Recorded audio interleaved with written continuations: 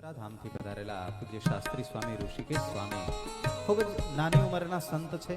સંસ્કૃતનો અભ્યાસ કરી ગુરુના આશીર્વાદ મેળવી આવા પવિત્ર સંતોના સાનિધ્યમાં રહી ઠાકોરજીની કથા વાર્તા કરવાનું એમને પણ ખૂબ જ સારું અનુભવ અને નોલેજ છે. તો આવો ઋષિકેશ સ્વામીને વિનંતી કરીશ કે અહીંયા આવી અને શબ્દોરૂપી આશીર્વાદ આ પરિવારને આપશો. પૂજ્ય શાસ્ત્રી સ્વામી ઋષિકેશ દાસજી, ભુજ પરાધામ.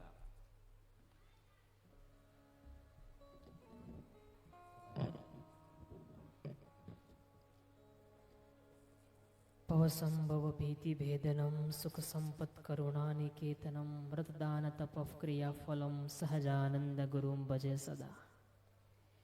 ઇષ્ટદેવ ભગવાન શ્રી રામશ્યામ ઘનશ્યામ મંચસ્થ વિરાજમાન થઈ, વ્યાસપીઠ પર વિરાજમાન થઈ અને આપણને સૌને સુંદર મજાની ભાગવતજીની કથા સંભળાવનાર વિદ્વાન વક્તા મહોદય પરમ પૂજ્ય શાસ્ત્રી સ્વામી શ્રી કૃષ્ણ વલ્લભદાસજી સ્વામી, અમારે ગુરુવર્ય પરમ પૂજ્ય કોઠારી સ્વામી શ્રી અક્ષર વલ્લભદાસજી સ્વામી, એમના ચરણોમાં વંદન સાથે આપ સર્વે વાલા ભક્તોને ભાવતી જય સ્વામિનારાયણ. વાલા ભક્તો, એકવાર જોરદાર તાલીઓથી વક્તા મહોદયને વધાવીએ. ખૂબ સુંદર મજાની એમને આપણને કથાનું શ્રવણ કરાવ્યું છે અને આ કથા એ ન કેવલ મોક્ષ અપાવે છે, પરંતુ પૂજ્ય શાસ્ત્રી સ્વામીની જે આ કથા છે, જે એમનું ડીપ જ્ઞાન છે, એ પરલોકનું તો કામ કરે છે, સાથે સાથે આ લોકમાં રહી અને કેવી રીતે સુખિયા થવું, આ લોકમાં ભાઈ ભાઈની વચ્ચે કેવો સંબંધ હોવો જોઈએ, પિતા પુત્રની વચ્ચે કેવો સંબંધ હોવો જોઈએ, પરિવારમાં આડોશી પાડોશી સાથે કેવો સંબંધ હોવો જોઈએ, આવી તમામ જ્ઞાનની ગંભીર વાતો પૂજ્ય શાસ્ત્રી સ્વામીએ આપણને કરી છે. વાલા ભક્તો, આજે ગજેરા પરિવાર ખૂબ ભાગ્યશાળી છે કે એણે આવું સુંદર મજાનું આયોજન કર્યું છે પિતૃઓને રાજીપાને અર્થે. બાકી ઘણીવાર એવું થતું હોય છે કે માતા પિતા આપણી વચ્ચે હયાત હોય ત્યાં સુધી એનો મહિમા સમજાતો નથી, પરંતુ આપણી વચ્ચેથી એ ભગવાનના ધામમાં જાય પછી એનો મહિમા બહુ સમજાતો હોય છે. પરંતુ પૂજ્ય સ્વામી કહેતા હતા કે આ ગજરા પરિવાર એવો છે કે જેને કાયમને માટે પોતાના પરિવારનો, પોતાના માતા પિતા, એનો ખૂબ એને મહિમા સમજાયો છે. એટલા માટે આવું દિવ્ય આયોજન એમને કર્યું છે. કારણ કે હું ભાગ્યશાળી એટલા માટે કહું છું કે ભાગ્યશાળી વ્યક્તિ એ નથી કે જેમને ગવર્મેન્ટ જોબ મળે છે.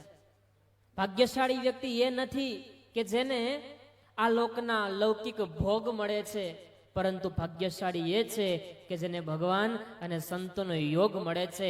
એકવાર જોરદાર તાલીઓથી આ ગજરા પરિવારને વધાવીએ.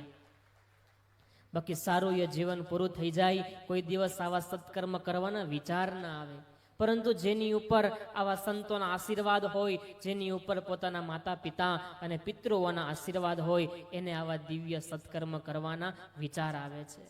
માટે ભગવાનને એટલી પ્રાર્થના કરવી કે આપણને પણ આવા સદવિચાર આવે. સાથે સાથે એ પણ ભગવાનને પ્રાર્થના કરવી કે ભગવાન, તમે અમને આ લોકનું કદાચ સુખ આપો કે ન આપો, સંપત્તિ આપો કે ન આપો, પરંતુ તમે મને સારો ભક્ત બનાવજો, એક તમે મને સારો ભગત બનાવજો. શું કામ? તો કે સંપત્તિ વાળા કદાચ એ અંદરથી એમને શાંતિ હશે કે નહીં હોય એની કોઈ ગેરંટી નથી, પરંતુ જે ભગવાનના ભક્ત હશે એના અંતરમાં અખંડ શાંતિ હશે, એ વાત આપણને ભાગવતજી પ્રમાણિત કરે છે. કારણ કે એ નરસિંહ મહેતાને યાદ કરીએ આપણે, જુનાગઢમાં રહી અને જેને અખંડ ભગવાન શ્રી કૃષ્ણનું ભજન કર્યું છે. લૌકિક સંપત્તિ એની પાસે કઈ બહુ હતી નહીં, છતાં પણ અંદરથી બહુ પ્રસન્ન હતા. યાદ કરીએ મીરાબાઈને કે જેની પાસે લૌકિક સંપત્તિમાં જાંજને પખાજ સિવાય બીજું કંઈ નહોતું, પરંતુ કૃષ્ણ નામનું રત્ન હતું એની પાસે, જેના પરિણામે બહુ પોતે સુખી હતા, બહુ પોતાને અંતરમાં શાંતિ હતી. એવી જ રીતે સ્વામિનારાયણ સંપ્રદાયના સદગુરુ મુક્તાનંદ સ્વામી, એ મુક્તાનંદ સ્વામી પાસે પણ લૌકિક સંપત્તિ શું હતી, પણ છતાંય એને સહજાનંદ નામનું રત્ન મળ્યું હતું. એના પ્રતાપે સ્વામી એમ કહેતા કે હો રાજ મારે દિન દિન દિવાળી, કે મારે તો રોજ દિવાળી છે. શું કામ? એને ભગવાનનો યોગ થયો હતો, એને ભગવાનની પ્રાપ્તિ થઈ હતી. વાલા ભક્તો, આજે મને જેની સાથે અહીંયા આવવાનો લાભ મળ્યો છે એવા પરમ પૂજ્ય કોઠારી સ્વામી અક્ષર વલ્લભ સ્વામી, એટલે કે મુક્તાનંદ સ્વામીનું જન્મસ્થાન અમરાપુર, જ્યાં રહી અને સ્વામીએ ઘણો દાખલો કરી અને સુંદર મજાનું પુરુષોનું મંદિર તૈયાર કર્યું છે. સુંદર મજાનું એક બહેનોનું મંદિર તૈયાર કર્યું છે. એ સિવાય રામજી મંદિર હોય, શિવાલય હોય, હનુમાનજીનું મંદિર હોય, અને એ બધું ભારતીય સંસ્કૃતિનું જતન કરતા કરતા સાથે સાથે એ મુક્તાનંદ સ્વામી હમણાં મેં વાત કરી કે જેને સત્સંગની માં કહેવાય, ભગવાન સ્વામિનારાયણ જેને પોતાના ગુરુ તુલ્ય માનતા હતા. મુક્તાનંદ સ્વામી સભામાં આવે એટલે ભગવાન સ્વામિનારાયણ ઊભા થઈ અને મુક્તાનંદ સ્વામીને આદર આપીને બેસાડતા. આવા એ મુક્તાનંદ સ્વામી આજે એમની 6ઠી કે 7મી એમના ભાઈઓની પરંપરા છે. આજે એ પરંપરા એનું પણ પૂજ્ય અક્ષર વલ્લભ સ્વામી ખૂબ સારી રીતે જતન કરે છે. વાલા ભક્તો, કહેવાનો અર્થ એ છે કે જો આવો મહિમા સમજાય, ભાગવતજીમાં વાત હવે આવશે કે માતા દેવહૂતિને ભગવાન કપિલજી બહુ સુંદર ઉપદેશ આપે છે. દેવહૂતિજી કહે છે કે મને કંઈક જ્ઞાનની વાત કરો કે જેને કારણે મારો શીઘ્ર મોક્ષ થાય. ત્યારે એક જ શ્લોક એ કપિલ ભગવાન કહે છે, અને એ જ શ્લોક ઘનશ્યામ પ્રભુએ ભક્તિ માતાને કીધેલો. અહીંયા કપિલ ભગવાન કહે છે કે હે માતા, જેવો સ્નેહ તમને તમારા દેહમાં અને દેહના સંબંધીમાં છે, એવો ને એવો સ્નેહ જ્યારે ભગવાનમાં અને ભગવાનના સંતો ભક્તોમાં થશે ને ત્યારે તમારે બીજું કંઈ કરવાની જરૂર નથી. સેજે સેજે તમારો મોક્ષ થઈ જશે. અને આ વાતો એ આ સંતોના સાનિધ્યમાં રહેવાથી, એની સાથે રહેવાથી એ આપણને સમજાય છે.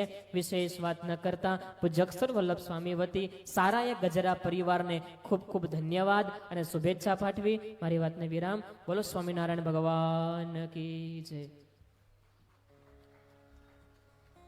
ખૂબ ખૂબ ધન્યવાદ પૂજ્ય ઋષિકેશ દાસ સ્વામી ભોજપરા ધામ તેમજ અમરાપુર ધામથી પધારેલા પૂજ્ય અક્ષર વલ્લભદાસજી સ્વામી એ બંને વતી ઋષિકેશ સ્વામીએ ટૂંકમાં આશીર્વાદ આપ્યા. અને હવે વિશેષ કંઈ નહીં કહેતા રાત્રિ